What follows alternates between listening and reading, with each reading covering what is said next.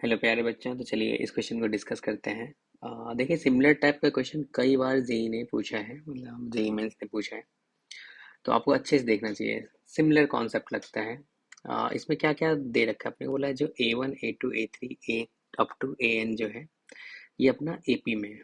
ठीक है, एपी का मतलब होता है दो कंजुगेटिव टर्म्स का जो डिफरेंस होगा वो कांस्टेंट आएगा। ठीक है ना। और हमें इसका वैल्यू फाइंड करना है। ठीक है ना। अगर अपन देखें तो इसको हमने एस बोल दिया, यानी कि सम ऑफ एन टर्म्स का सम आपको फाइंड करना है। ये आपका फर्स्ट टर्म है, ये आपका सेकंड टर्म है, और ये लास्ट वाला आपका एन टर्म है। ठीक है ना। तो सबसे पहले हमने क्या किया, सारे टर्म को थोड़ा सिंप्लीफाई कर लिया। और इसमें हम लोग कॉन्सेप्ट क्या यूज कर रहे हैं, जो दो कंजुगेटिव टर्म्स, ठीक है ना। तो दो कंजुगेटिव टर्म्स का जो डिफरेंस आएगा वो कांस्टेंट आएगा, वो क्या होगा, कॉमन डिफरेंस होगा। ठीक है ना। चलिए, अब जैसे पहला है आपका T1 जो कि इसके इक्वल गिवन है। हमने इसको रेशनलाइज कर लिया, मल्टीप्लाई कर लिया किससे, square root of A2 minus square root of A1 से। जब आप इसको रेशनलाइज करोगे तो नीचे में जो टर्म्स बचेगा तो वो क्या बन जाएगा, A2 माइनस A1। ठीक है ना। और ऊपर में आ गया, न्यूमरेटर में आ गया square root of A2 minus square root of A1। अब आपको पता है भाई ये एपी में है तो ये किसके इक्वल होगा, कॉमन डिफरेंस के इक्वल होगा। ठीक है ना।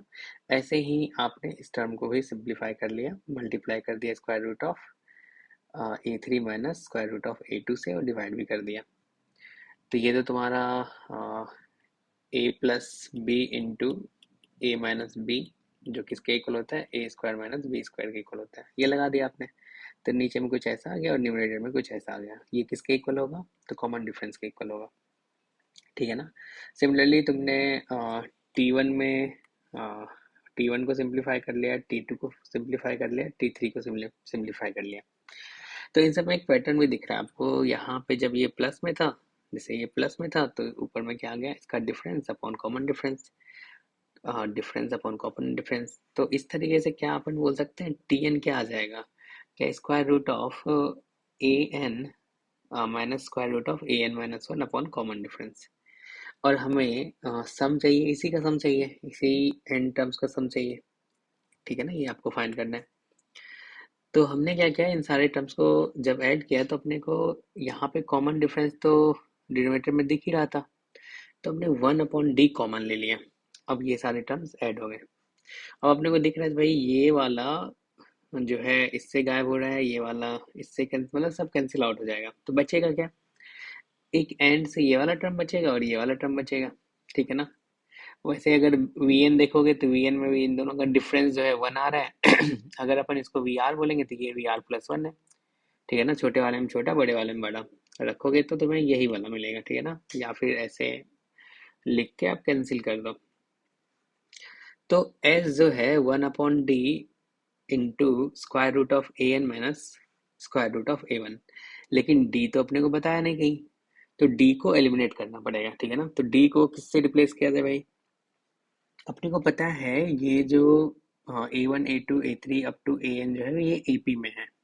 तो क्या मैं AN को लिख सकता हूँ A1 plus N minus one into D. ये वाला इधर शिफ्ट किया और n माइनस वन से डिवाइड किया तो ये d के इक्वल आ गया। तो 1/d किसके इक्वल हो जाएगा, तो ये आ जाएगा n minus one upon AN minus A1। और हमने यहाँ पे रख दिया। अब सोचो, क्या तुम इस पार्ट को ऐसा लिख सकते हो जो है ये square root of AN minus square root of A1 into square root of AN plus square root of A1। ठीक है ना, ऐसा लिखोगे तो ये दोनों कैंसिल हो जाएगा, बचेगा ये वाला पार्ट। तो ये आ गया आपका आंसर। ठीक है ना। तो देखिए कौन सा ऑप्शन जो है इसमें से करेक्ट है, तो इसमें डी ऑप्शन जो है आपका करेक्ट है। ठीक है ना।